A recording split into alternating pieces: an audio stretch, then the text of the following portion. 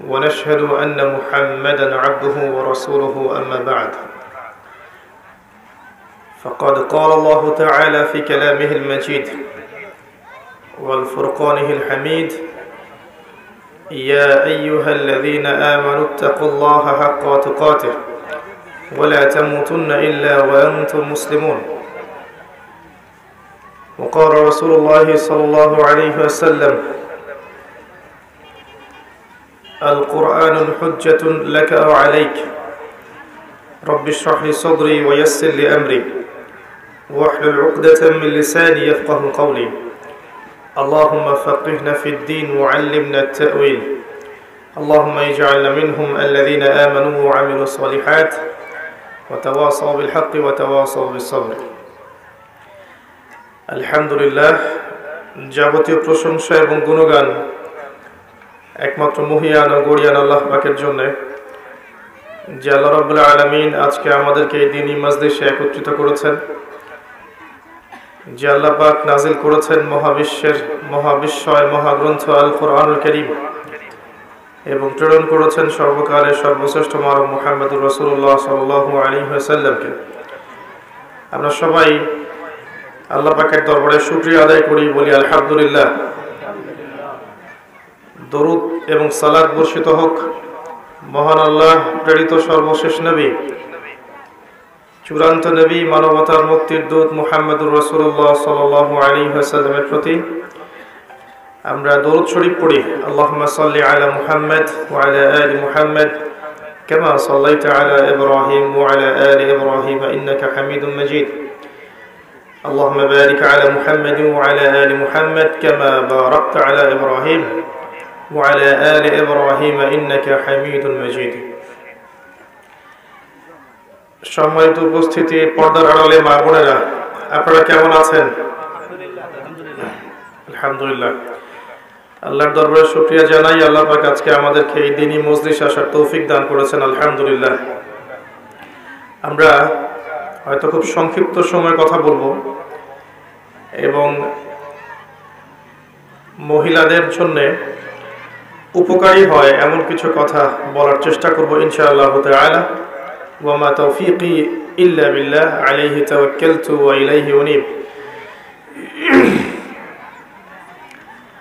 আর একটা অনুরোধ থাকবে, ভিতরে যেন কথা না হয়।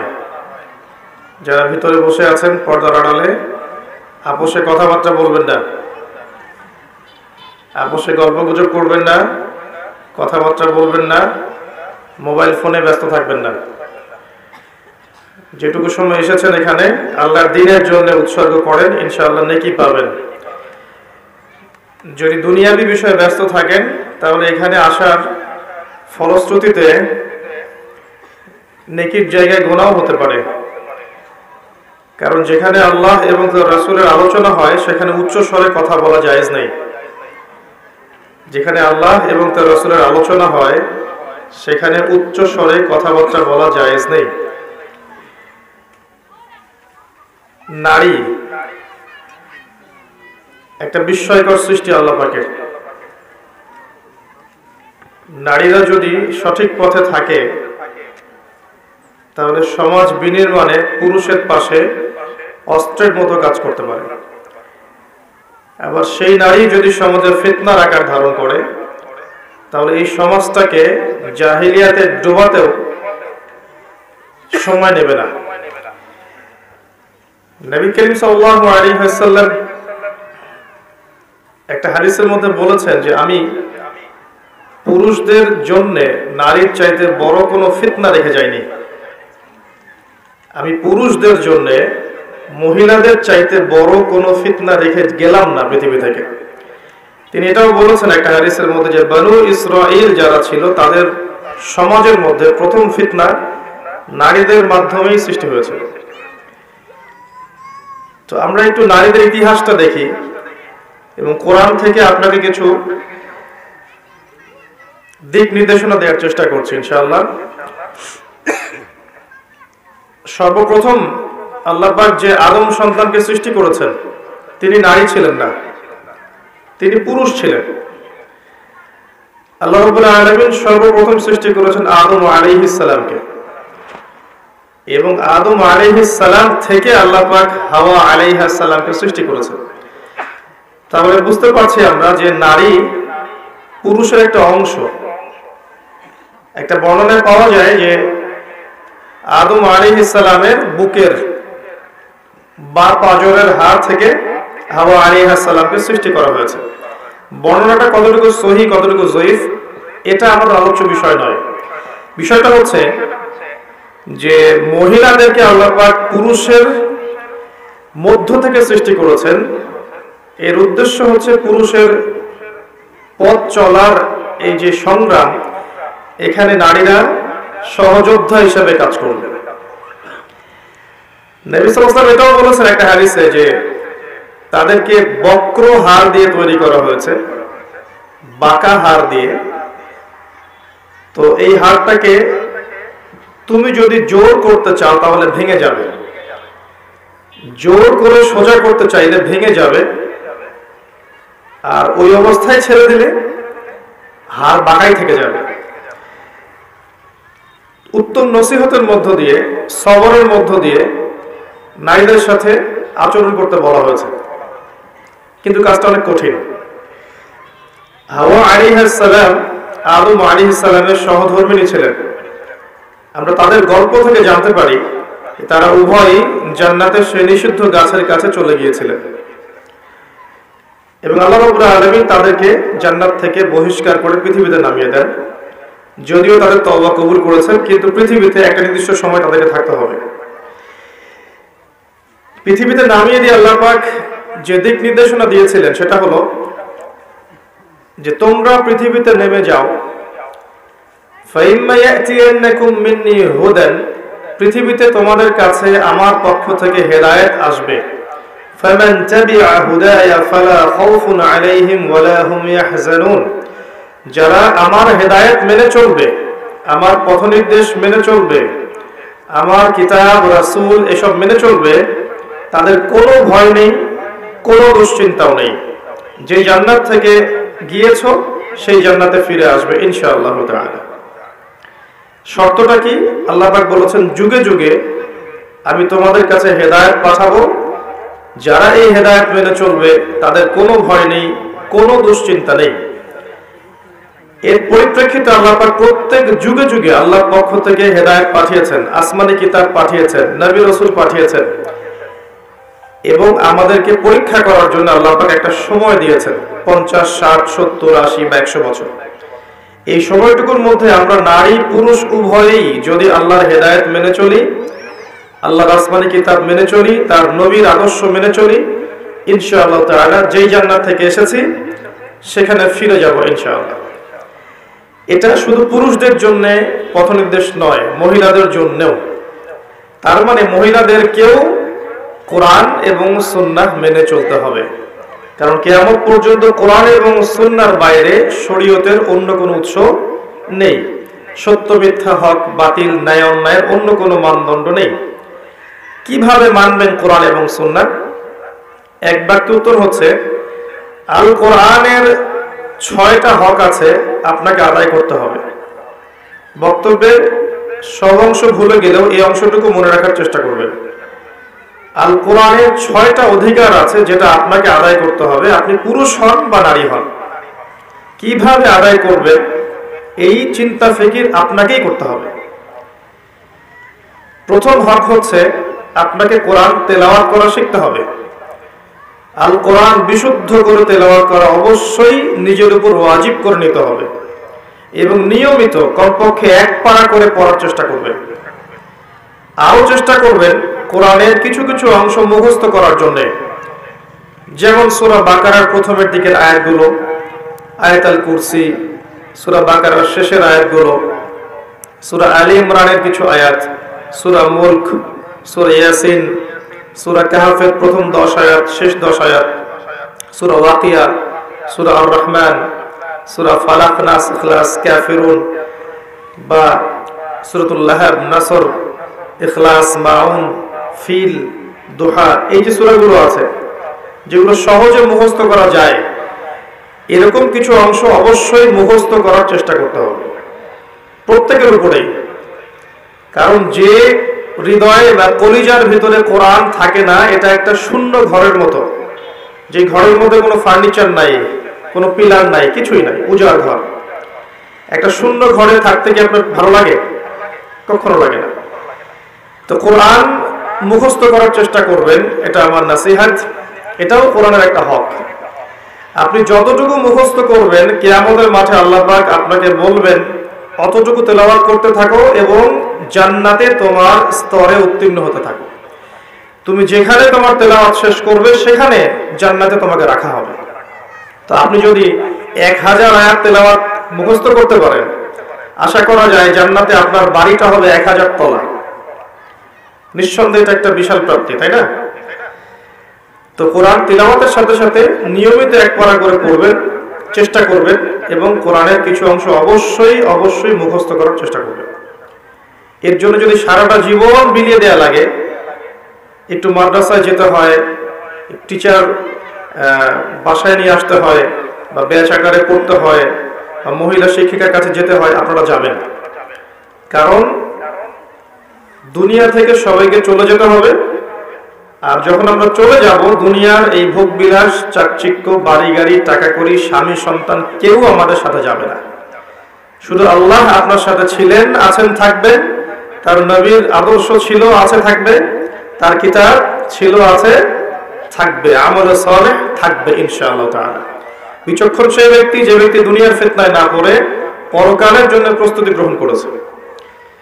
যে ব্যক্তি চিন্তা করেছে যে আমাকে পরকালে যেতে হবে, আল্লাহর সামনে দাঁড়াতে হবে, আমার প্রতিদিন রাতের হিসেব আল্লাহর কাছে দিতে হবে, সেই ব্যক্তি প্রত্যেকটা কাজ পরকালের হিসেব করে করবে। দুনিয়ার সব কাজও সে পরকালের জন্যই করবে। আল্লাহ পাক মা বোনদেরকে পরকালমুখী চেতনা লালন করার তৌফিক দান করুন, আমিন। এরপরে কি করবেন? কোরআনের অর্থটা বোঝার চেষ্টা করবেন। আল কোরআনের অর্থটা বোঝার চেষ্টা করবেন। শুধুমাত্র তোতা পাখির মতো পড়বেন না, অর্থগুলো পড়বেন। তাফসীর ইবনে কাসির, তাফসীর মারিফুল কোরআন, জালালাইন বা অন্যান্য তাফসীর যেগুলো আছে, এগুলো বাসায় কিনবেন। প্রত্যেক দিন 10টা 20টা করে আয়াত অর্থ সহ পড়বেন। পারবেন না মামুনরা? ইনশাআল্লাহ, ইনশাআল্লাহ তাআলা আল্লাহ পাক তৌফিক দান করুন।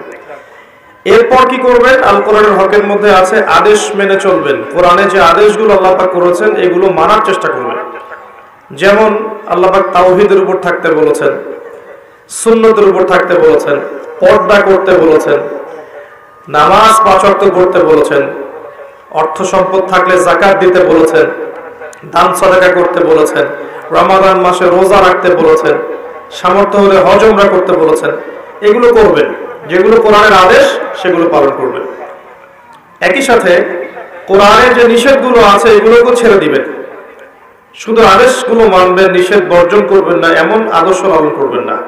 নিষেধগুলোও বর্জন করবেন।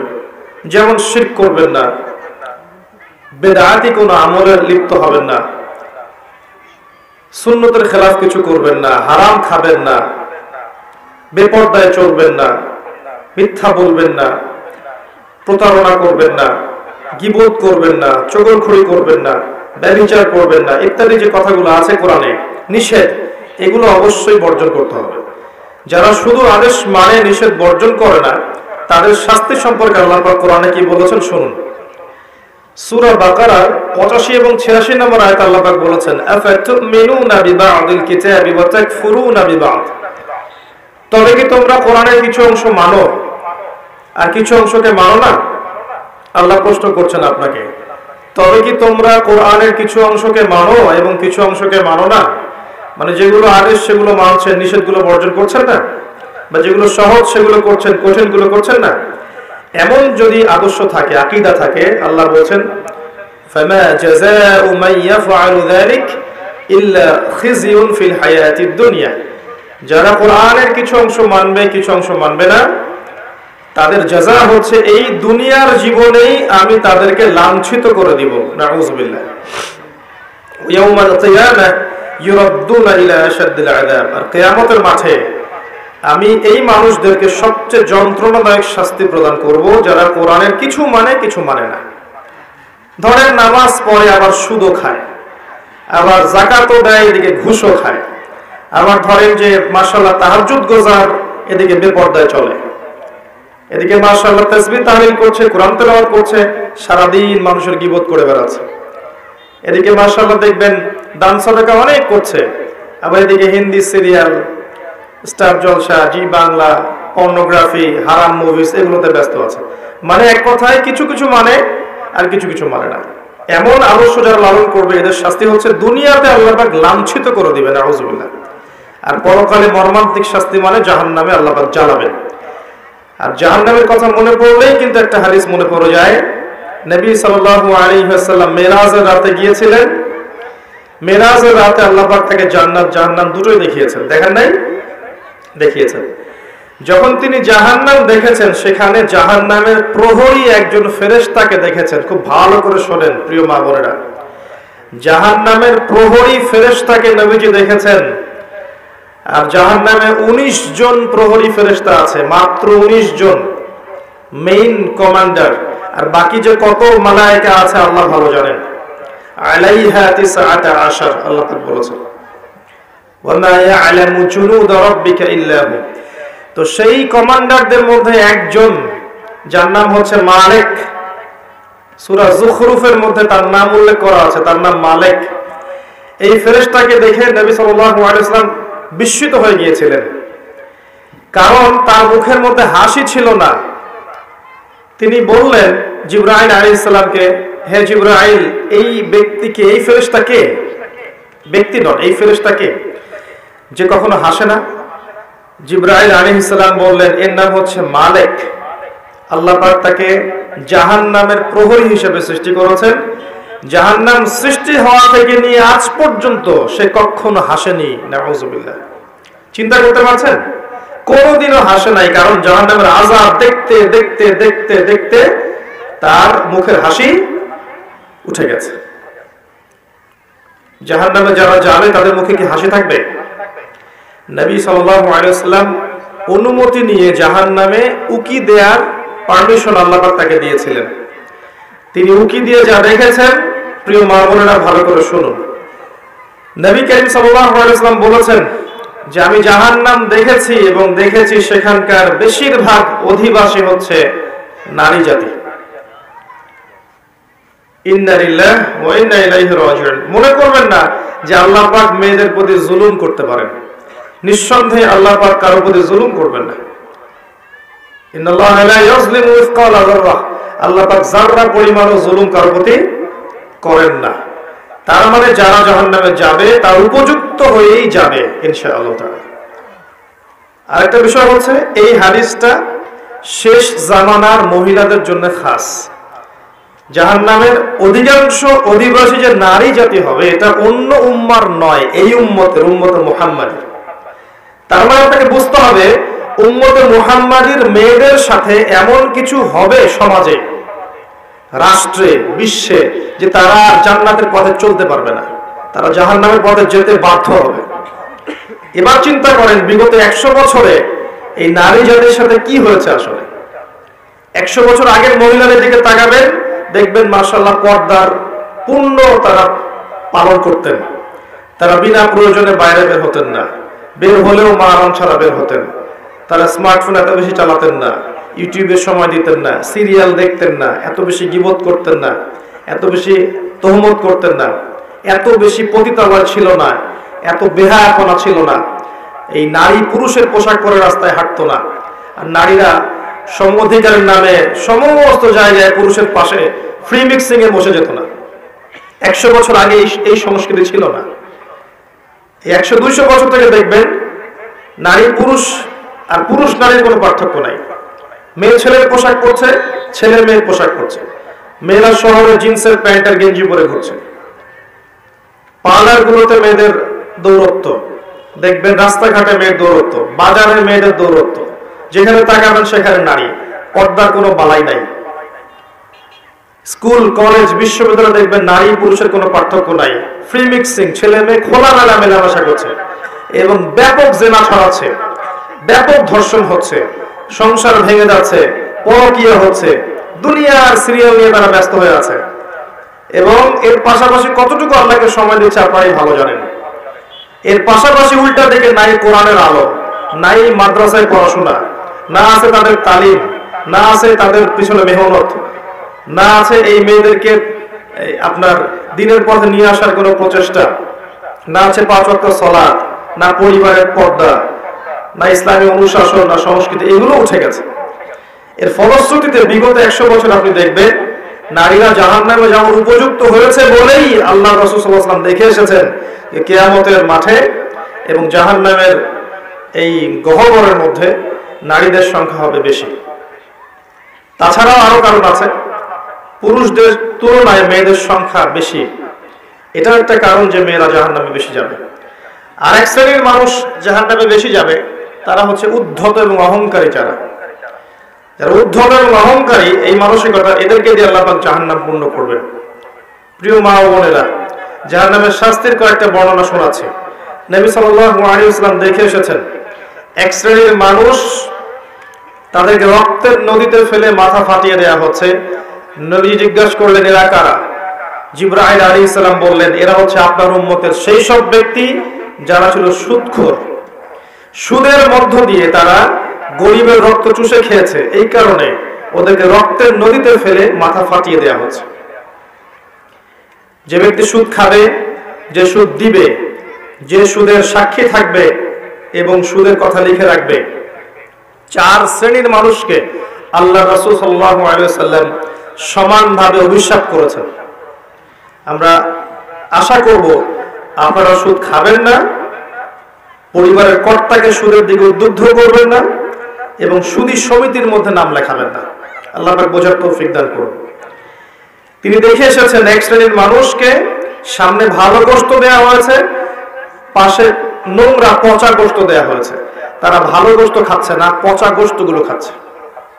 নবীজি বললেন, এরা হচ্ছে, নবীজিকে বলা হলো, এরা হচ্ছে আপনার উম্মতের সেই সব ব্যক্তি যাদের বাসায় পবিত্র স্বামী ছিল, স্বামী থাকা সত্ত্বেও পরকীয়া করেছে পরপুরুষের সাথে। আর এই পরকীয়া শুধু যৌন সম্পর্কে বোঝানো হয় না, এই ফোনে কথা বলা, এই অন্যের হাজবেন্ডের দিকে মন্দ চোখ দিয়ে তাকানো, তাদের সাথে কফি খাওয়া, মেলামেশা করা, এগুলো সবই পরকীয়ার অন্তর্ভুক্ত।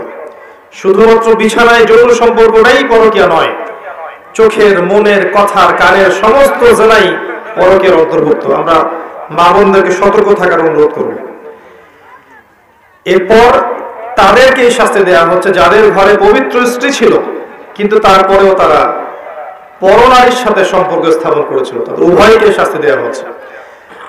আরেক শ্রেণীকে শাস্তি দেওয়া হচ্ছে মেয়েদের বুকের মধ্যে শিক যেটা থাকে, শিক নাকি আপনারা বলেন বুঝি না আমরা, লোহার মতো বাঁকানো একটা শিক, এটা ঢুকিয়ে দিয়ে ঝুলিয়ে রাখা হয়েছে এবং জাহান্নামে আযাব দেওয়া হচ্ছে।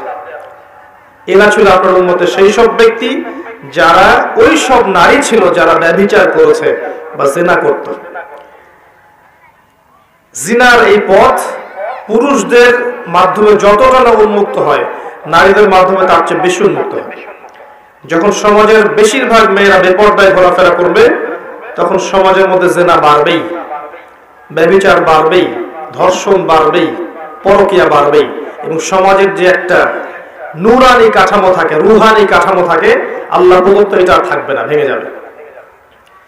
আমরা আমাদের মা বোনদেরকে অনুরোধ করব, ছোটবেলা থেকেই আপনার মেয়েকে, আপনার বোনকে পর্দা করতে শেখান। সম্ভ্রম একবার চলে গেলে এই বিশ্ব নেতারা, রাষ্ট্র নেতারা, অর্থনৈতিক নেতারা, সমাজের নেতারা কখনো সম্মানটুকু ফিরিয়ে দিতে পারবে না। আপনার আমার সম্মান আমাদেরকেই রক্ষা করতে হবে, আমাদের পরিবারের মূল্যবোধ আদর্শ আমাদেরকেই রক্ষা করতে হবে। এদিকে দাজ্জালের অনুসারী এবং শয়তানের অনুসারীরা গানের পাশে অনেক স্লোগান দিতে থাকবে, এই স্লোগানে আপনার কান দেওয়া যাবে না। আল্লাহ পাক বোঝার তৌফিক দান করুন, আমিন। আর অনেক শাস্তি তিনি দেখে এসেছেন যে ব্যভিচারীদেরকে এমন চূড়ার মধ্যে রাখা হয়েছে যার নিচের দিকটা প্রশস্ত, সামনের দিকটা সরু, নিচ থেকে আগুন জ্বলছে, উপর থেকে দাউ দাউ করে, আর মানুষগুলো নগ্ন অবস্থায় নিচ থেকে উপরে চলে আসছে। তিনি আরো অনেক শাস্তি দেখেছেন যে এতিমের মাল যারা ভক্ষণ করছে ওদের শাস্তি দেখেছেন, যে তারা বড় বড় আগুনের এক একটা দলা এগুলো নিয়ে গিলছে, পেটের ভিতর চলে যাচ্ছে, পিছনের পথ দিয়ে বের হয়ে যাচ্ছে। যারা সালাত আদায় করতো না তাদের শাস্তি তিনি দেখে এসেছেন যে তারা শুয়ে আছে, এবং মাথার উপরে দুইজন ফেরেশতা দাঁড়িয়ে আছে, তাদের হাতে বড় পাথর আছে, এই পাথর দিয়ে তারা মাথা ফাটিয়ে দিচ্ছেন, মাথাটা চূর্ণ বিচূর্ণ হয়ে যাচ্ছে এবং সেই পাথরটা ছিটকে অনেক দূরে চলে যাচ্ছে। এরপর সেই পাথর তারা আবার আনতে যাচ্ছেন, এই ফাঁকে এই মাথাটা আবার আগের জায়গায় চলে আসছে, আবার পাথর এনে আবারও মাথার উপরে আঘাত করে মাথাটাকে চূর্ণ বিচূর্ণ করা হচ্ছে। কাদের শাস্তি? যারা ফরজ নামাজ পড়তো না, ঘুমিয়ে থাকতো। নবী সাল্লাল্লাহু আলাইহি ওয়াসাল্লাম বলেছেন, 4টা কাজ যদি কোনো মেয়ে করতে পারে, জান্নাতে যাওয়ার জন্য 8টা দরজা আল্লাহ পাক খুলে দেবে ইনশাআল্লাহ। মাত্র 4টা কাজ কোন নারী যদি করতে পারে, তার জন্য আল্লাহ পাক জান্নাতের 8টা দরজাই খুলে দেবে ইনশাআল্লাহ। যে দরজা দিয়ে ইচ্ছা সে প্রবেশ করতে পারবে। তার প্রথম কাজ হচ্ছে, যেই নারী 5 ওয়াক্ত সালাত আদায় করে। কতজন মেয়ে এখন 5 ওয়াক্ত সালাত পড়ে নিজেরাই ভেবে দেখেন, বা আদৌ সালাতের নিয়ম কানুন জানে কিনা ভেবে দেখেন, ওযু ঠিক মতো করতে পারে কিনা ভেবে দেখেন, সালাতের ফরজ ওয়াজিব কোনটা, সুন্নাহ কোনটা, মুস্তাহাব জানে কিনা এটা ভেবে দেখেন। জীবনে কোনোদিন সালাত শিক্ষা একটা বই পড়েছে কিনা এটাও ভেবে দেখেন। 12, 14, 15 বছর স্কুল কলেজ ইউনিভার্সিটিতে পড়েছে, 20 বছরের মতো একটা নামাজ শিক্ষা বই পড়েছে কিনা ভেবে দেখেন।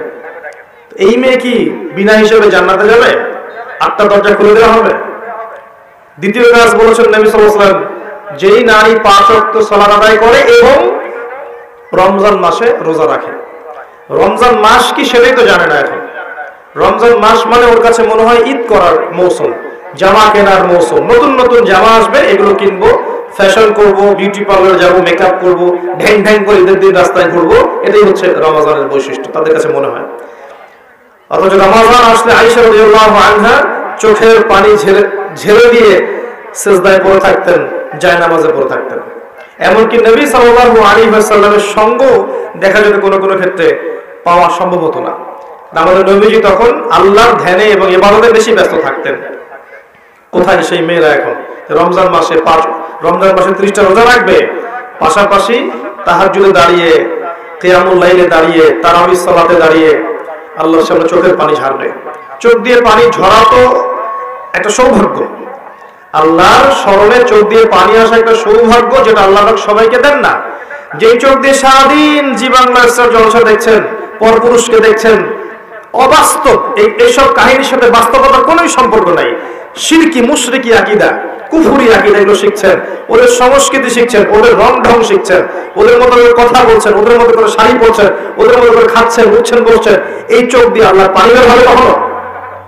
এই চোখ দিয়ে আল্লাহর পানি বের হওয়ার সৌভাগ্য হবে কখনো? কোশ্চিন কেন হবে না? আর যে আল্লাহর স্মরণে কাঁদতে পারে নাই, তার চেয়ে হতভাগা কে আছে পৃথিবীতে? কেউ যদি আল্লাহর স্মরণে কাঁদে, আল্লাহ পাক তাকে মনে মনে স্মরণ করেন, এবং সেই চোখ জাহান্নামে যাবে না যেই চোখ আল্লাহর স্মরণে কেঁদেছে। রমজান মাসের সওম, এই অবস্থা আমাদের নারীয়াতির। তারপর দেখবেন তৃতীয় কাজ নবীজি বলেছিলেন, যারা লজ্জাস্থানের হেফাজত করতে পারবে, নামাজের সাথে রোজা, এরপর লজ্জাস্থানের হেফাজত করতে পারবে, তার মানে খাস পর্দা করতে পারবে। আমি শব্দটা বলেছি খাস পর্দা করতে পারবে, ডিজিটাল পর্দার কথা আমি বলিনি। ডিজিটাল বোরখা চলবে না। যেই বোরখা পরার পরেও শরীরের সমস্ত কাঠামো বোঝা যায়, কোন অঙ্গ কতটুকু উঁচু নিচু, এই বোরখা এখনই জ্বালিয়ে পুড়িয়ে দিতে হবে, এই বোরখা চলবে না। আপনাকে এমন বোরখা বানাতে হবে যেটা এত ঢিলে ঢালা, যেটা পরার পর দূর থেকে পর্যন্ত না, কাছ থেকেও যেন আপনার শরীরের কোনো অঙ্গের কাঠামো বোঝা না যায়, এবং বাহির থেকে তো ভিতরের অঙ্গ দেখার প্রশ্নই ওঠে না। ডিজিটাল পর্দা বাদ দেন।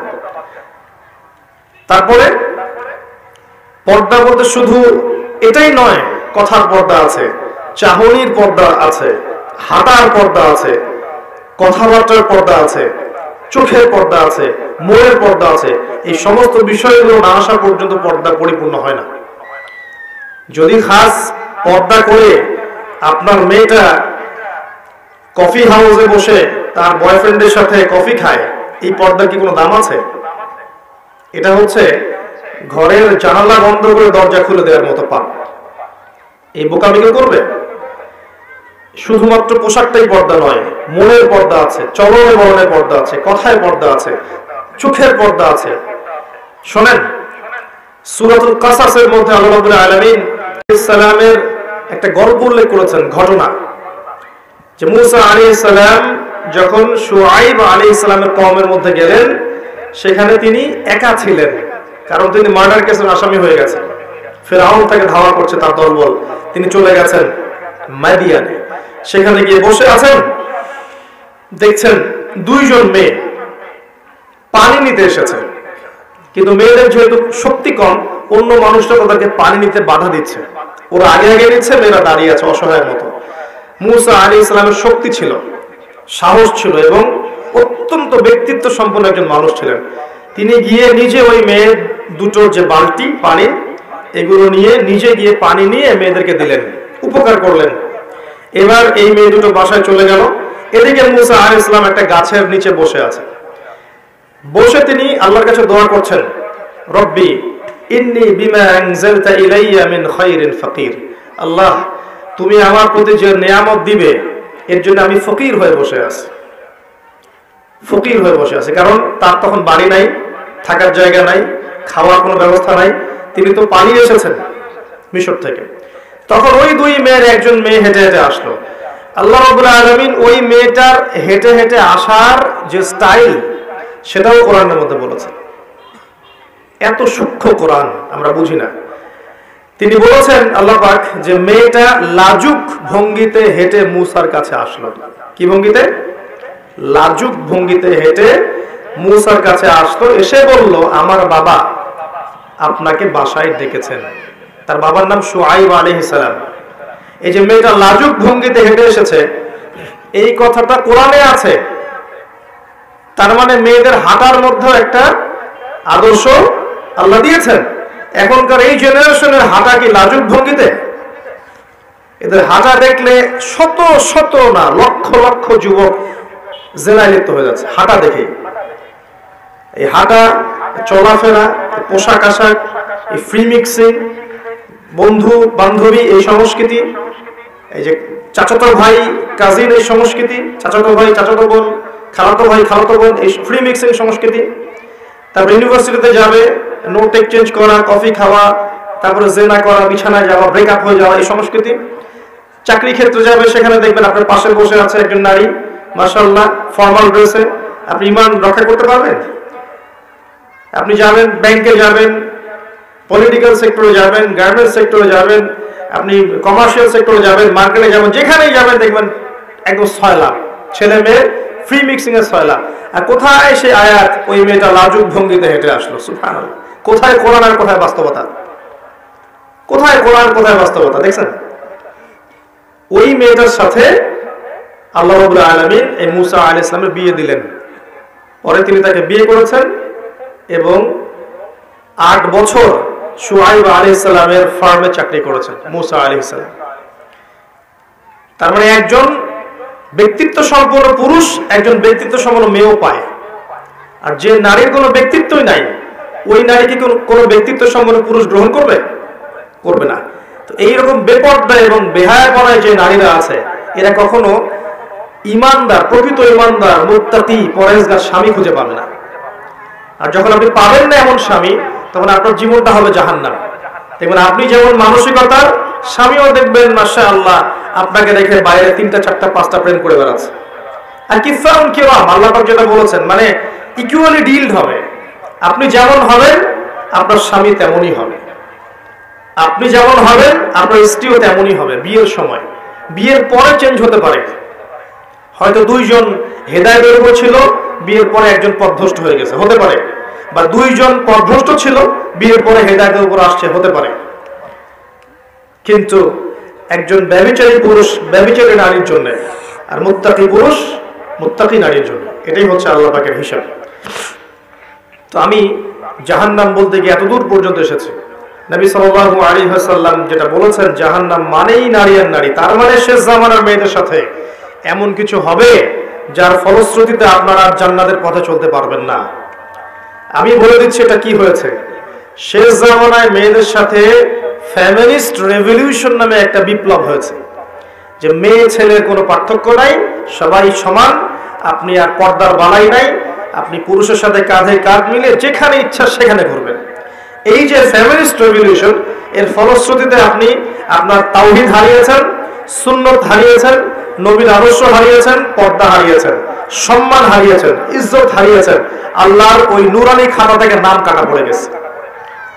তওবা করে যদি ফিরে আসতে পারেন, এখনো যদি তাওহীদে আসতে পারেন, সুন্নতে আসতে পারেন, খাস পর্দায় আসতে পারেন, 5 ওয়াক্ত সালাত আদায় করতে পারেন, যাকাত দিতে পারেন, রমজানের সওম রাখতে পারেন, সুন্দর করে আল্লাহর আদেশ নিষেধ মেনে চলতে পারেন, এবং এই যে 4টা কাজ সালাত, সওম, পর্দা এবং স্বামীর আনুগত্য, এই 4টা কাজ করতে পারেন, ইনশাআল্লাহ তাআলা আজও সম্ভব আপনার সমস্ত গুনাহকে নেকিতে পরিবর্তন করা এবং পরকালে কিয়ামতের মাঠে আপনার জন্য জান্নাতের 8টা দরজা খুলে যাওয়া। এটা এখনো সম্ভব। সিদ্ধান্ত আপনি নেবেন, আপনি দাজ্জাল এবং শয়তানের পথে চলবেন নাকি আল্লাহ এবং তার রাসূলের পথে চলবেন। আপনি শয়তানের পথে চললে দুনিয়ার সব পেতে পারেন, দুনিয়ার চাকচিক্য, বাড়ি গাড়ি, টাকা কড়ি, সুখ ভোগ বিলাস সব পেতে পারেন, কিন্তু ওয়াল্লাহি আল্লাহর কসম করে বলছি, পরকালে কবরটা আপনার জন্য জাহান্নামের টুকরা হয়ে যাবে। নাউযুবিল্লাহ। 50, 60, 70, 80 বছরের সুখ চাচ্ছেন নাকি অনন্তকালের জীবনের জান্নাত চাচ্ছেন, এই সিদ্ধান্ত মা বোনরা আপনাকে নিতে হবে। যদি আপনি সিদ্ধান্ত নেন যে আমি আল্লাহকে চাই, রাসূলকে চাই, তারাই আমার আপন, আর কেউ আমার আপন নয়, আমাকে আল্লাহর কাছে একা ফিরে যেতে হবে, স্বামী সন্তান বাড়ি গাড়ি ব্যাংক ব্যালেন্স জমি জমা সব ছেড়ে, তাহলে বুদ্ধিমানের কাজ হবে নিজেকে আল্লাহর জন্য ওয়াকফ করে দেন, সুপর্দ করে দেন। জীবন চলে গেলেও আল্লাহ পাকের একটা হুকুম আহকামের বাইরে যায় না। দুনিয়ার সব সম্পদের লোভ দিলেও নিজের পর্দা কখনো ছেড়ে দিয়েন না, নিজের ইজ্জত সম্মানকে বিকিয়ে দিয়েন না, যদি আপনাকে সারা দুনিয়ার প্রলোভনও দেয়া হয়। আল্লাহ বোঝার তৌফিক দান করুন মা বোনদেরকে, আমিন। আমি সামনে যাচ্ছি। 4র্থ কাজ হচ্ছে স্বামীর আনুগত্যের কথা নবীজি বলেছেন। 4টা কাজের 1 নাম্বার ছিল সালাত, 5 ওয়াক্ত, 2 নাম্বার সওম রমজান মাস, 3 নাম্বার পর্দা এবং 4 নাম্বার ছিল স্বামীর আনুগত্য। আনুগত্য কথাটা শুনলেই গা জ্বালা করে অনেকের, এখন যে আনুগত্য আবার কি জিনিস। এখনকার যারা ফ্যামিলিস্ট রেভলিউশনের ধোঁকায় পড়েছে, যেই মাদ্রাসার মেয়েরাও ফ্যামিলিস্ট রেভলিউশনের ধোঁকায় পড়েছে, এবং আনুগত্য শব্দ শুনলে গা জ্বালা পড়া করে, মনে করে যে আনুগত্য মানে হচ্ছে দাসত্ব। তারা মনে করে আমরা পুরুষের দাসত্ব কেন করব? হ্যাঁ, আমরা তো বেগম রোকের উত্তরসূরি, কি জন্য পুরুষের দাসত্ব করব? আমরা ডমিনেট করব, তারা আমাদের দাসত্ব করবে প্রয়োজনে, আমরা সমান। আল্লাহ যে কোরআনে বলেছেন আর-রিজালু কাওয়ামুনা আলা নিসা, এটা বাদ, এটা জাদু ধরে। আসেন, আনুগত্য আর দাসত্ব এক জিনিস নয়। আনুগত্য কি? আপনার স্বামী দিনদার, মুত্তাকি, পরহেজগার, আপনাকে কোরআন এবং সুন্নাহর পথে চলতে সাহায্য করছে এবং চলার জন্য আদেশ করছে, তার কথা মেনে চলার নাম হচ্ছে আদর্শ এবং আনুগত্য। আপনার স্বামী দিনদার, মুত্তাকি, আপনাকে কোরআন সুন্নাহর পথে চালানোর জন্য তিনি চেষ্টা করছেন, এই প্রত্যেকটা আদেশ ফলো করার নাম আনুগত্য করা। আর আপনার স্বামী ভালো মন্দ কিছুই বোঝে না, আপনাকে অর্ডার করেই যাচ্ছেন, আপনি ফলো করছেন বাধ্য, এর নাম দাসত্ব। বাস্তবিক অর্থে আপনারা তো দাসত্ব করছেনই, বাস্তবিক অর্থে আপনারা পশ্চিমা সংস্কৃতির দাসত্ব করছেন, বাস্তবিক অর্থে আপনারা ভারতীয় সংস্কৃতির দাসত্ব করছেন, বাস্তবিক অর্থে আপনারা শয়তান এবং দাজ্জালের ফিতনায় পা দিয়ে ওদের দাসত্ব করছেন। কিন্তু আনুগত্য অন্য জিনিস ছিল, যে কোরআন এবং সুন্নাহর বিধানগুলো মেনে চলার ক্ষেত্রে আপনার স্বামী আপনাকে হেল্প করছে, পথ দেখাচ্ছে, এই জিনিসগুলো মেনে চলার নাম আনুগত্য। আনুগত্য ভালো কাজের ক্ষেত্রে হয়, খারাপ কাজে হয়? খারাপ কাজে তো আপনি দাসত্ব করছেন। আর কোন কোন ক্ষেত্রে দেখা যায় যে ভালো মন্দ স্বামী এমন ভাবে বোঝে, হয়তো স্ত্রী অতটা বুঝে না, সেই ক্ষেত্রে তার পরামর্শটা মেনে নেওয়ার নাম আনুগত্য করা।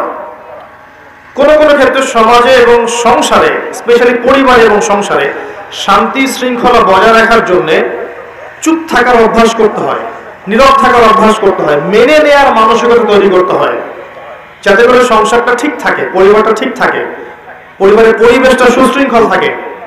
এগুলো নাম আনুগত্য, বিচক্ষণতা। এর ফলশ্রুতিতে যে ফলাফলটা আসবে সেটা আপনিই ভোগ করবেন, পরিবার সুন্দর থাকবে। এখনকার পশ্চিমাদের ধোঁকায় পড়লে স্বামীকে আপনার শত্রু মনে হবে, মনে হবে স্বামী আমার কাছে সম্মানের পাত্র নয়, বরং স্বামী আমার প্রতিদ্বন্দ্বী, ও পারবে আমি কেন পারবো না, এই চেতনা তৈরি করছে না? ও করলে আমি কেন নয়, তারা করলে আমি কেন নয়। মানে স্বামী এবং স্ত্রী, নারী আর পুরুষকে ওরা একে অপরের প্রতিদ্বন্দ্বী বানিয়ে দিয়েছে। অথচ সমাজ, সংসার, পরিবার এগুলো টিকে থাকে একে অপরের সহযোগিতায়। প্রতিদ্বন্দ্বিতা হলে হবে? প্রতিদ্বন্দ্বিতা হলে কখনো টিকে থাকে না। শোনেন, নবী সাল্লাল্লাহু আলাইহি ওয়াসাল্লাম বলেছেন, আমি যদি আল্লাহর পরে কাউকে সিজদা করার আদেশ করতাম, তাহলে আমি মেয়েদেরকে বলতাম তারা যেন স্বামীদেরকে সিজদা করে। এই সম্মানটা আল্লাহ স্বামী দিয়েছেন।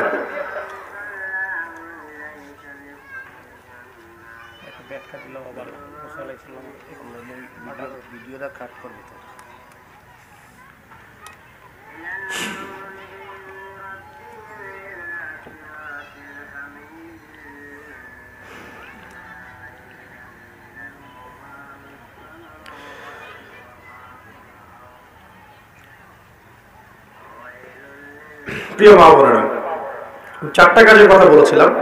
তার প্রথমটা হচ্ছে, একজন নারী যদি 5 ওয়াক্ত সালাত জামায়াতের সাথে আদায় করতে পারে, জামায়াতের সাথে নয়, বাসায় 5 ওয়াক্ত সালাত টাইম টু টাইম ওয়াক্ত মোতাবেক আদায় করতে পারে, রমাদান মাসে সওম রাখতে পারে 1 মাস, নিজের লজ্জাস্থানের হেফাজত করতে পারে অর্থাৎ পর্দা ঠিকমতো করতে পারে, এবং ভালো কাজে তার স্বামীর আনুগত্য করতে পারে, ইনশাআল্লাহ তাআলা এই মহিলা বা এই নারী যখন মারা যাবে, পরকালে আল্লাহ রাব্বুল আলামিন তাকে জান্নাতের 8টা দরজা খুলে দিবেন, যেই দরজা দিয়ে ইচ্ছা সে জান্নাতে প্রবেশ করতে পারবে। আমরা আশা করব আপনারা এই 4টা কাজ করার মানসিকতা নিয়ে আজকের মাহফিল থেকে বাসায় যাবেন।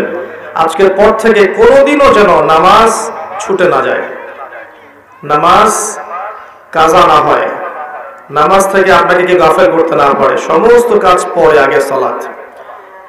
আজকের পর থেকে কখনো যেন রমাদান মাসের সওম মিস না যায়। যেগুলো আল্লাহর নিয়মে ছুটে যাবে সেগুলো পরে কাজা করে নেবেন। আজকের পর থেকে যেন পর্দা না ছুটে যায়। হৃদয়, কথা, চোখ, শরীর, পোশাক সমস্ত ক্ষেত্রে যেন আপনার পর্দা বজায় থাকে। এবং সর্বশেষ যে বিষয়টা, স্বামীর আনুগত্য, এই বিষয়টা যেন আপনার মধ্যে থাকে।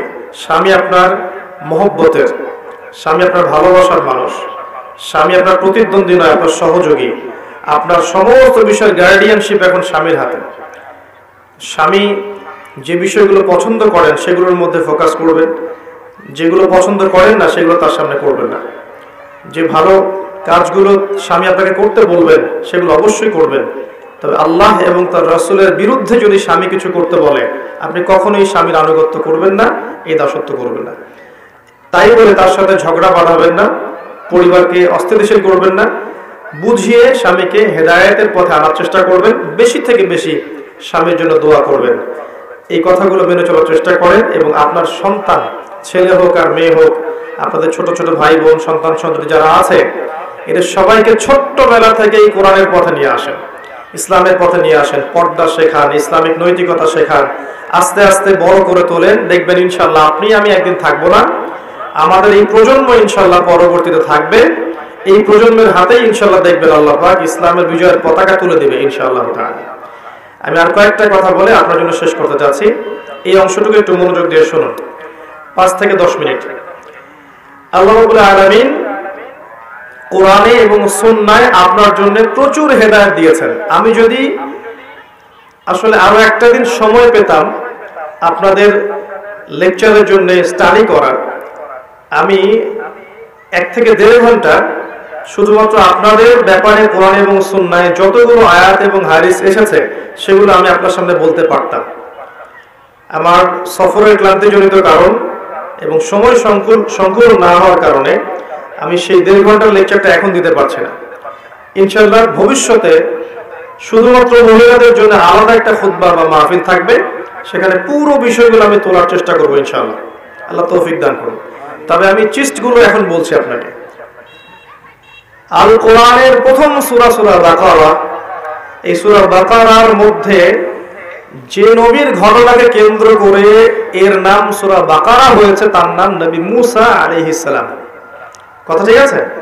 আচ্ছা, নবী মুসা আলাইহিস সালাম এর পরিবারের মধ্যে নারীদের জন্য হেদায়েত আছে। নবী মুসা আলাইহিস সালামের মা এমন একজন মা ছিলেন, যখন ফিরআউন ছোট ছোট বাচ্চাদেরকে হত্যা করছিল তখন আল্লাহ পাকের ইলহাম তার কাছে এসেছে। সূরা তাহা পড়ে দেখবেন, সে তার ছোট্ট দুগ্ধপোষ্য শিশুকে এই যে সিন্ধুকের মধ্যে নিয়ে নদীতে ভাসিয়ে দিয়েছে। প্রিয় মা এবং প্রিয় স্ত্রী বা প্রিয় বোন যারা আছেন, তাদের প্রতি নসিহত শুনুন। আল্লাহর দ্বীনের জন্য, আল্লাহর দ্বীনের স্বার্থে আপনার প্রিয় জিনিস আল্লাহর পথে কুরবানি করতে হতে পারে, এই মানসিকতা রাখতে হবে। এটা আপনার শিক্ষা। আপনাকে মুসা আলাইহিস সালামের মায়ের মতো হতে হবে, আপনার সন্তানকে আল্লাহর পথে উৎসর্গ করার মানসিকতা রাখতে হবে। ছোটবেলা থেকেই সন্তান সন্ততি ছেলে মেয়ে যারা আছে এদেরকে আল্লাহর ওয়াস্তে আল্লাহর লাইনে দিয়ে দেন। তারা দিন শিখুক, দিন বুঝুক, দিন প্রচার করুক, বড় আলেম হোক, মুফতি হোক, মুহাদ্দিস হোক, মুফাসসির হোক, আল্লাহর পথে বড় মুজাহিদ হোক, এরকম করে তৈরি করেন ছেলে মেয়েদেরকে। মুসা আলাইহিস সালামের মায়ের মধ্যে আপনার জন্য হেদায়েত আছে। পরের সূরায় চলে আসেন, সূরা আলে ইমরান, যার নাম অনুসারে এই সূরার নাম ইমরান হয়েছে, আলে ইমরান হয়েছে। তার স্ত্রী সন্তান কিন্তু পাচ্ছিলেন না, সন্তান হচ্ছিল না। এক পর্যায়ে তিনি নিয়াত করলেন, রব্বি ইন্নী নাযারতু লাকা মা ফি বাতনি মুহাররারান ফাতাকাব্বাল মিন্নি। আল্লাহ, তুমি আমার গর্ভে যে সন্তানটা দিয়েছো, এই সন্তানটাকে আমি তোমার রাস্তায় দিয়ে দেওয়ার জন্য মানত করলাম, নজর করলাম। আল্লাহ, তুমি আমার নজর মানত কবুল করো। আল্লাহ পাক তাকে সন্তান দিলেন এবং সেই সন্তানকে তিনি আল্লাহর পথে দিয়ে দিলেন। আবারও বলছি প্রিয় মা বোনেরা, নিজের সন্তানদেরকে আল্লাহর পথে বড় করেন, এই পথে মানুষ করার এবং দ্বীনের খেদমত করার যোগ্য করে তৈরি করেন। এই সন্তানের নাম ছিল মারিয়াম আলাইহিস সালাম। তিনি ছেলে ছিলেন না, একজন মেয়ে ছিলেন। আর এই মারিয়াম আলাইহিস সালামের মধ্যে মেয়েদের জন্য দৃষ্টান্ত আছে। খুব কম নারী আল্লাহ পাকের এই যে রহমত, বরকত, জান্নাতের সৌভাগ্য লাভে ধন্য হবেন, তার মধ্যে এই নারী একজন, মারিয়াম আলাইহিস সালাম। তিনি এত ইবাদত গুজার ছিলেন, পর্দানসীন ছিলেন, যে মসজিদের একটা কোনায় তার জন্য একটা হুজরা আলাদা করে তৈরি করা থাকতো, তিনি সেখানে ইবাদত করতেন। তার কাছ থেকে আমাদের মা বোনদেরকে এখন ইবাদত শিখতে হবে, আদর্শ শিখতে হবে। ভারতীয় নায়িকা, পশ্চিমা নায়িকা, বাংলাদেশের নায়িকা, এদের থেকে আপনি আদর্শ নেবেন না। আপনাকে আল্লাহ কোরআনে আদর্শ দিয়েছেন, মারিয়াম আলাইহিস সালাম আপনার আদর্শ। প্রচুর ইবাদত গুজার ছিলেন, আপনারাও তার মতো করে ইবাদত করেন, আল্লাহ পাক তৌফিক দান করুন, আমিন। নিয়মিত সালাত পড়েন, যাকাত দেন, সওম রাখেন, ভালো কাজ করেন, সত্য কথা বলেন, তিলাওয়াত করেন, জিকির করেন, এগুলোতে আপনার সময় অতিবাহিত করেন। এর পাশাপাশি আপনি সাংসারিক যে কাজগুলো করবেন, এই প্রতিটা কাজই আপনার জন্য ইবাদত। যদি আপনি এই নিয়াতে করেন যে এই কাজগুলো আমি করছি আমার পরিবারের ভরণ পোষণের জন্য, ওদের ভালোর জন্য, এর বিনিময়ে আমি আল্লাহর কাছে নেকি চাচ্ছি, আল্লাহ তৌফিক এনায়েত করুন, আমিন। আপনার জন্য প্রচুর দৃষ্টান্ত আছে। সূরা রুমের মধ্যে যান, সেখানে আল্লাহ বলেছেন, আমি নারীদেরকে সৃষ্টি করেছি পুরুষ থেকে এবং তাদেরকে বানিয়েছি প্রশান্তির উৎস। নারী পুরুষের মাঝখানে আমি রহমত, প্রেম, ভালোবাসা দিয়েছি, লিতাসকুনু ইলাইহা, যাতে করে তাদের কাছে গিয়ে তোমরা শান্তি পেতে পারো। প্রিয় মা বোনেরা, আপনাদের পরিবারের দায়িত্ব হচ্ছে পরিবারের শান্তি স্থাপন করা এবং আপনার স্বামীকে শান্তি দেয়া, প্রশান্তি দেয়া। যখন আপনি পশ্চিমা আদর্শে আছেন, ভারতীয় আদর্শে আছেন, দুনিয়াদারি নিয়ে ব্যস্ত আছেন, তখন আপনার কাছে কি আদৌ একজন স্বামী শান্তি পাবে, প্রশান্তি পাবে? এই কারণে পরিবার থেকে আজকে দিন দিন শান্তি উঠে যাচ্ছে। যখন আপনি স্বামীকে শ্রদ্ধা করছেন না, স্বামীকে সম্মান করছেন না, স্বামীর আনুগত্য করছেন না, স্বামীকে বিশ্বাস করছেন না, স্বামীর প্রতি ভরসা রাখছেন না, যদি আপনার স্বামী দিনদার হয়, তাহলে সেই পরিবারে কি শান্তি এবং সুকুন আসবে? হ্যাঁ, যদি আপনার স্বামী বদকার হয়, জুয়াখোর হয়, মাদকসেবী হয়, বেনামাজি হয়, সেক্ষেত্রে আপনি যদি পরহেজগার হন, সেক্ষেত্রে সমীকরণটা ভিন্ন হবে। কিন্তু যদি আপনার স্বামী দিনদার হয়, মুত্তাকি, পরহেজগার হয় এবং তাকে যদি আপনি ভুল বুঝতে থাকেন, বিশ্বাস না করেন, শ্রদ্ধা না রাখেন, আনুগত্য না করেন, সেই পরিবারে কি কখনো শান্তি আসবে? আর ওই স্বামী কি কখনো আপনার কাছে গিয়ে সাকিনা পাবে? পাবে না, প্রশান্তি পাবে না। যখন পাবে না, তখন কিন্তু সে অন্যদিকে নজর দিবে। তখন সে চিন্তা করবে যে আমার হয়তো আরো কিছু প্রয়োজন, হয়তো আমি যা চাচ্ছি সেটা পাচ্ছি না, তখন সমাজে একটা বিশৃঙ্খলা সৃষ্টি হবে। এর জন্য দায়ীটা কে হলো তাহলে? ওই পুরুষ একাই দায়ী নয়, ওই মহিলাও কিন্তু সমানভাবে দায়ী।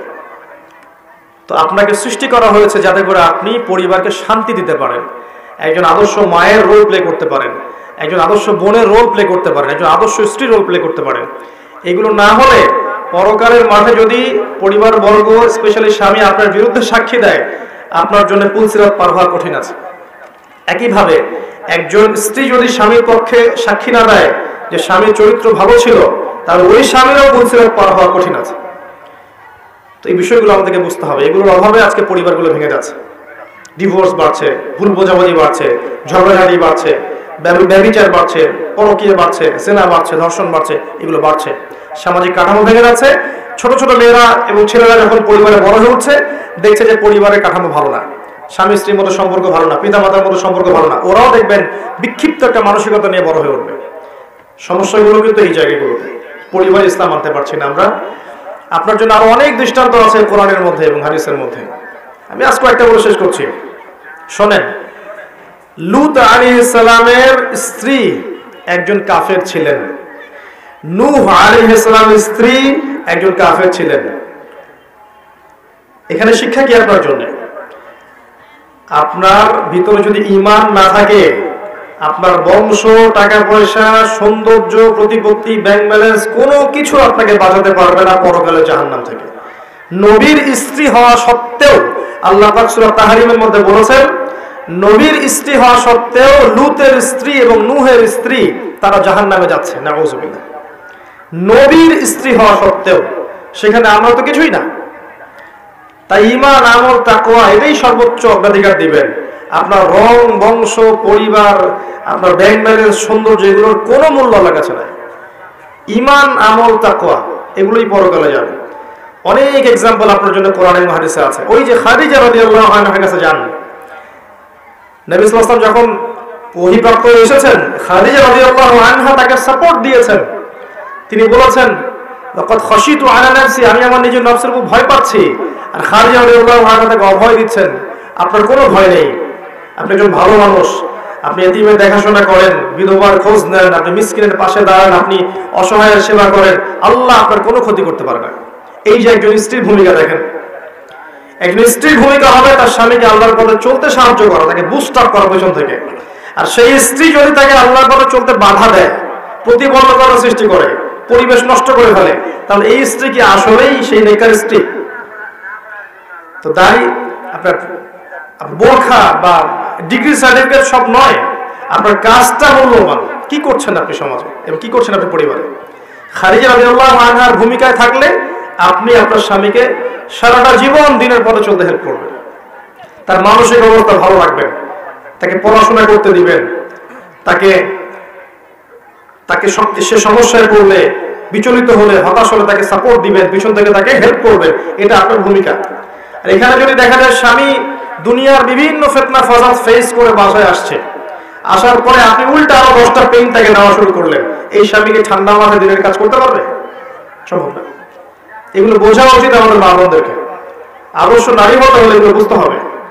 সবার দায়িত্ব আছে, শুধু পুরুষের সবকিছু দায়িত্ব নয়। একজন পুরুষ বাইরের বিষয়গুলো ডিল করেন, টাকা পয়সা আর্ন করেন, সমাজের শত্রুদেরকে ফেস করেন, কত বিষয়টাকে ফেস করে বাসায় আসতে হয়। এরপর যদি বাসায় এসে সে একটা সুকুন, শান্তির পরিবেশ না পায়, একটা সাপোর্টিভ স্ত্রী না পায়, এই পুরুষ তো আগাতে পারবে না, সে ঝরে পড়বে। প্রচুর এক্সাম্পল আছে। আয়েশা রাদিয়াল্লাহু আনহার দিকে যান, নবী সাল্লাল্লাহু আলাইহি ওয়াসাল্লামকে কিভাবে তিনি সাপোর্ট দিয়েছেন, কিভাবে সাপোর্ট দিয়েছেন। তার অন্যান্য স্ত্রীদের দিকে যান, দেখেন কিভাবে তারা সাপোর্ট দিয়েছেন। একবার নবী সাল্লাল্লাহু আলাইহি ওয়াসাল্লাম একটা সিদ্ধান্ত নিতে ইতস্ততা, মানে কোনটা নিব, সাহাবীরা একটা কাজ করে ফেলতে যাচ্ছে, নবী সাল্লাল্লাহু আলাইহি ওয়াসাল্লাম আরেকটা করতে আদেশ করছেন, সাহাবীরা একটু মানতে দ্বিধা করছে। এটা সম্ভবত হুদায়বিয়ার সন্ধির সময়কার ঘটনা। তার স্ত্রী তাকে পরামর্শ দিলেন যে আপনি আগে ইয়া হয়ে যান, ইহরাম থেকে আপনি আগে ইহরাম খুলে ফেলেন, আপনি হালাল হয়ে যান, আপনার দেখা দেখে দেখবেন সাহাবীরা হালাল হয়ে গেছে। পরামর্শ, স্ত্রী এমন পরামর্শ দিয়েছেন যাতে করে অনেক সমস্যা সলভ হয়ে গেছে। আপনি কোরআনের পাতায় পাতায় পাবেন, এই যে ইব্রাহিম আলাইহিস সালাম, কেউ নাই তার সাথে, তার স্ত্রী সারা আছে না? একাই চলে গেলেন, তার স্ত্রীকে নিয়ে হিজরত করে চলে গেলেন। কেউ নাই সমাজের পাশে, স্ত্রী পাশে থাকলে নেককার স্ত্রী, আপনি বিশ্ব জয় করতে পারবেন? আর যদি দেখেন সবাই আপনার সাথে আছে, পরিবারে নেককার স্ত্রী নাই, দাজ্জালের অনুসারী স্ত্রী আছে, আপনি তো পরিবারই জাহান্নাম, কিভাবে আপনি সমাজকে ডিল করবেন? আবার ওই ইব্রাহিম আলাইহিস সালামের আরেকজন স্ত্রী হাজারা আলাইহিস সালাম, তার দৃষ্টান্ত দেখেন, তার ছেলে কি ইসমাইল না আলাইহিস সালাম? ইসমাইল আলাইহিস সালামকে তার বাবা বলছেন যে ইন্নী আরা ফিল মানামি আন্নী আসবাহুকা, আমি স্বপ্নে দেখেছি আমি তোমাকে জবাই করছি, ফানজুর মাযা তারা, তোমার রায় কি বলো? সেই ছোট্ট বাচ্চা ইসমাইল বলছে ইয়া বাতি, হে আমার বাবা, ইফআল মা তুমার, আপনি তাই করেন যা আপনাকে আদেশ করা হয়েছে। সাতাজিদুনি ইনশাআল্লাহ মিনাস সাবিরিন, আপনি আমাকে সবরকারী পাবেন ইনশাআল্লাহ। এই যে ছোট্ট বাচ্চা ইসমাইল, এই বাচ্চাটাকে তার বাবা মানুষ করেনি, এই বাচ্চাটাকে তার মা হাজারা মানুষ করেছে আলাইহিস সালাম। কেমন মা হলে সন্তান এমন হতে পারে? এখনকার জেনারেশনের মায়ের সন্তান এমন হয়? বলেন তো অনেস্টলি, হয়? ওই হাজারা আলাইহিস সালামের মতো মা হলে পরে সন্তান এমন হবে। আর ওই হাজারাকে, যাকে মরুভূমিতে রেখে আসা হচ্ছে, একা, খাবারও নাই পানিও নাই, একবার খালি জিজ্ঞাসা করলেন, হে ইব্রাহিম, আপনি কি আল্লাহর আদেশে এই কাজ করছেন? আপনি আমাকে কোথায় রেখে যাচ্ছেন? ইব্রাহিম আলাইহিস সালাম বুকে পাথর বেঁধে কথা বলতে পারছেন না। কি বলবেন? কথা বলতে পারছেন না। খারাপ লাগছে না স্ত্রী সন্তানকে এখানে রেখে আসতে? দূরে গিয়ে পাহাড়ের আড়ালে দাঁড়িয়ে তিনি হাত তুলে দোয়া করছেন, হে আল্লাহ, ইন্নী আসকানতু মিন যুররিয়াতি বিওয়াদিন গায়রি যী যার'ইন 'ইনদা বাইতিকাল মুহাররাম রাব্বানা লিয়ুকিমুস সালাহ ফাজআল আফইদাতাম মিনান নাসি তাহওয়ি ইলাইহিম ওয়ারযুকহুম মিনাস সামারাতি লাআল্লাহুম ইয়াশকুরুন। এই দোয়া করছেন, আল্লাহ, আমি আমার স্ত্রী সন্তানকে রেখে আসলাম, কেউ নাই, তুমি আছো শুধু সাথে, খাবার নাই পানি নাই, এই জন্য রেখে আসলাম যাতে করে তারা সালাত কায়েম করে। আল্লাহ, তুমি অন্য মানুষের মনগুলোকে ওই জায়গা থেকে ঘুরিয়ে দাও। দেখেন আমাদের মন কিন্তু কাবার দিকে ঘুরে থাকে, এবং ওদেরকে ফল ফলাদি দিয়ে রিজিক দাও যাতে তারা শুকরিয়া আদায় করতে পারে। ইব্রাহিমের দোয়ার ফসল আজকের এই মক্কা। তারপর দেখেন ওই যে হাজারা আলাইহিস সালাম খালি একবার বললেন, আপনি কি আল্লাহর আদেশে আমাকে রেখে যাচ্ছেন? ইব্রাহিম আলাইহিস সালাম বললেন যে, খালি মাথা নাড়লেন যে হ্যাঁ, এতটুকু। এরপর তিনি বলছেন, যদি তাই হয়ে থাকে তাহলে আমার আল্লাহ আমাকে একা ফেলে দিবেন না। যদি তাই হয়ে থাকে আমার আল্লাহ আমাকে একা ফেলে দিবেন না। আমরা আল্লাহর প্রতি ভরসা করলাম। এই যে তাওয়াক্কুলকারী নারী ইসমাইল আলাইহিস সালামের মা, তার গর্ভ থেকে আপনি ইসমাইলের মতো সন্তান পাবেন, যাকে বলা হচ্ছে তোমাকে জবাই করব, সে বলছে যে আমাকে সবরকারী পাবেন ইনশাআল্লাহ। আমি কোরআন বুঝাতে ব্যর্থ, কারণ আমি এর ফিলিংস গুলো, এর ফ্লেভার গুলো, হাকিকত নূর গুলো ব্যাখ্যা করতে পারবো না, আমার সেই ভাষাও নাই, আমি সত্যি পাচ্ছি না হক আদায় করতে। কিন্তু এই ঘটনাগুলো কোরআনের মধ্যে আছে, পাতায় পাতায় আপনি দেখবেন নারীদের জন্য হেদায়েত কোরআনে আছে। আয়েশা রাদিয়াল্লাহু আনহা, হাফসা রাদিয়াল্লাহু আনহা তো পরামর্শ করলেন, নবী সাল্লাল্লাহু আলাইহি ওয়াসাল্লাম একজন স্ত্রীর ঘরে বেশি সময় থাকেন কেন? আপনি আসলে বলবেন যে আপনি কি মাদাফে খেয়েছেন, আমার কাছে আসলে আমি তাই বলবো, আপনার মুখ দিয়ে গন্ধ বের হচ্ছে। নবীজি ঢুকলেন, প্রথম স্ত্রীর কথা বললেন, আপনি কি খেয়েছেন, মুখ দিয়ে গন্ধ বের হচ্ছে। আরেকজন স্ত্রী একই কথা বলেন, কি খেয়েছেন, গন্ধ বের হচ্ছে। নবীজি তখন বলে ফেললেন সাল্লাল্লাহু আলাইহি ওয়াসাল্লাম যে ঠিক আছে, আমি আজকে থেকে আর এটা খাবো না। কিন্তু খাবারটা হালাল ছিল। আল্লাহ পাক এই আয়াত নাযিল করলেন, লিমা তুহারিমু মা আহাল্লাল্লাহ, ইয়া আইয়ুহান নবী, আপনি কেন হারাম করলেন সেই বিষয়টা যেটা আল্লাহ হালাল করেছেন? আল্লাহ পাক ওই দুই স্ত্রীকে শাসিয়ে দিলেন, তোমরা যা করেছো এখান থেকে তওবা করে ফিরে না আসলে আল্লাহ চাইলে আল্লাহ তোমাদেরকে সরিয়ে দিয়ে তার নবীকে অনেক ভালো স্ত্রী দিতে পারবেন। এবং আল্লাহ তার সাথে আছেন, জিবরাইল তার সাথে আছে, এবং মুমিনরা তার সাথে আছে। এরপর তারা তওবা করে ফিরে আসলেন। নবী পরিবারের মধ্যে এমন ঘটনা ঘটেছে, এগুলো আমাদের সমাজে ঘটছে না পরিবারের মধ্যে। এখান থেকে শিক্ষা কি? এখান থেকে শিক্ষা হচ্ছে এই যে মানবিকভাবে আমরা মানুষ হতে পারি, মানুষ হিসেবে কিছু কিছু খারাপ চরিত্র আমাদের মধ্যে থাকবে, এগুলোর উপর বিজয় লাভ করে আমাদেরকে আল্লাহ এবং তার রাসূলের আদর্শ মেনে চলতে হবে। কোরআনের পাতায় পাতায় আপনি নারীদের জন্য, পরিবারের জন্য হেদায়েত পাবেন। এগুলোকে একটু পড়াশোনা করতে হবে, পড়াশোনা করে আমি কয়েকটা পয়েন্ট ধরিয়ে দিয়েছি এখানে। একজন মুমিন নারী, প্রথমত তাকে হতে হবে শান্তশিষ্ট, তাকে হতে হবে সবরকারিনী, তাকে হতে হবে ইমানদার, তাকে হতে হবে মুত্তাকি, 5 ওয়াক্ত সালাত আদায়কারিনী, রমাদান মাসে সাওম রাখবে সে, সে তার লজ্জাস্থান পর্দার পূর্ণ হেফাজত করবে, জীবন চলে গেলেও সে পর্দা ছাড়বে না, এমন হতে হবে তাকে। সে যখন এরকম আদর্শে নিজের জীবন যৌবন গড়ে তুলবে, এরপর যখন সে একজন নেককার পুরুষকে বিয়ে করবে, তখন সে দেখবেন পরিবারের মধ্যে জান্নাতের মধ্যে বসবাস করছে। ওই স্ত্রীও ওই স্বামীকে পেয়ে ধন্য হবে, ওই স্বামীও ওই স্ত্রীকে পেয়ে ধন্য হবে। তার পরিবারটা দেখবেন নববী আদর্শে গড়ে উঠবে ইনশাআল্লাহ।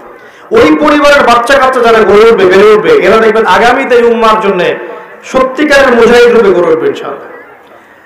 এর বিপরীতে গিয়ে যদি আমরা এমন করি, ছোটবেলা থেকে দিনের বালাই নাই, নামাজ রোজার বালাই নাই, সারাদিন এই ফোন আর স্মার্টফোন আর অপসংস্কৃতির বিউটি পার্লার, ফ্যাশন, বেহায়াপনা, নগ্নতা, ফ্রি মিক্সিং, এগুলোর মধ্যে চলতে থাকি আর কি সারা জীবন।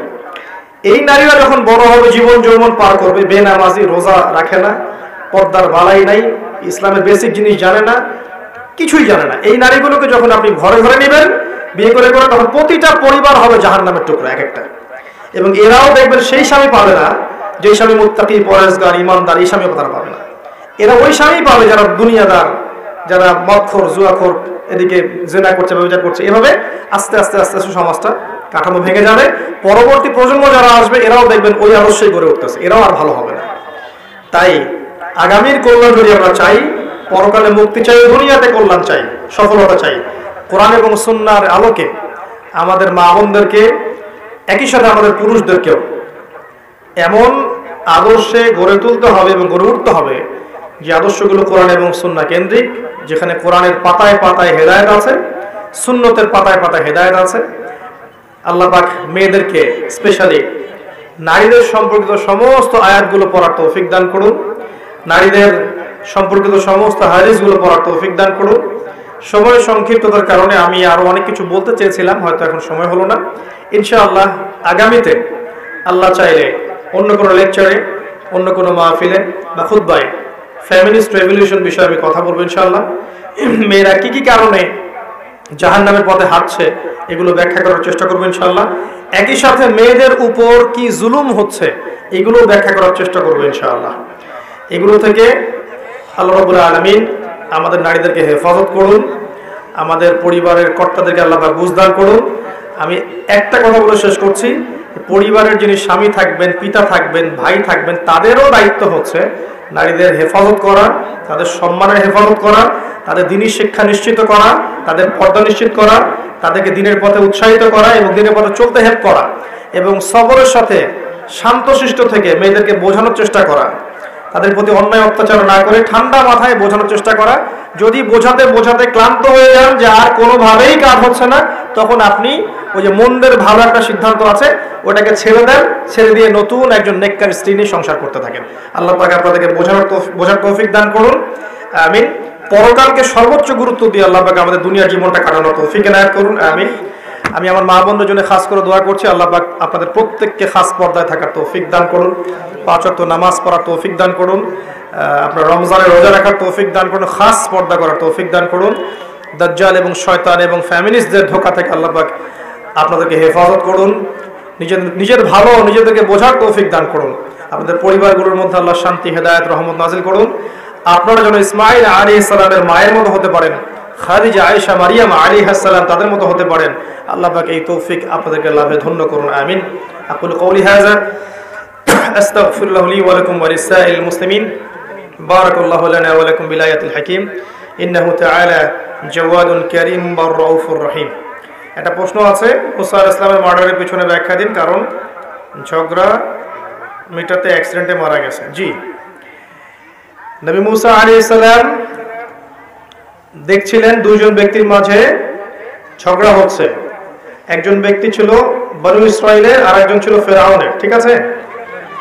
ফেরাউনের ওই ব্যক্তি বনু ইসরাইলের এই ব্যক্তির উপর জুলুম করছিল, আর মুসা আলাইহিস সালাম যেহেতু বনু ইসরাইলে ছিলেন তিনি ওকে হেল্প করতে গেলেন স্বজাতির প্রতি। অ্যাক্সিডেন্টলি, উদ্দেশ্য ছিল না তাকে হত্যা করার, আনইনটেনশনালি তিনি তাকে বাঁচাতে গিয়ে একটা ঘুষি দিয়েছিলেন। এক ঘুষিতেই ওই ব্যক্তির মৃত্যু হয়ে যায়। এটাই হচ্ছে ঘটনা। তবে যেহেতু এটা একটা হত্যাকাণ্ড হয়ে গেছে, এর ফলশ্রুতিতে ফেরাউন তার দলবল পাঠিয়েছিল মুসা আলাইহিস সালামকে গ্রেফতার করার জন্য। তখন তিনি সেখান থেকে হিজরত করে চলে যান মাদিয়ান, শুআয়ব আলাইহিস সালামের কওমে। সেখানে আল্লাহ পাক তাকে নবুয়ত দান করেছে। প্রচার করলে পুরোটা করবা, ঠিক আছে? ওকে। আর যারা রেকর্ড করেছো একটা কপি গুগল ড্রাইভে আমাকে দিয়ে দিবা। ওকে, হামিমকে পাঠিয়ে দেবে। শুকরিয়া, জাযাকাল্লাহ খাইর।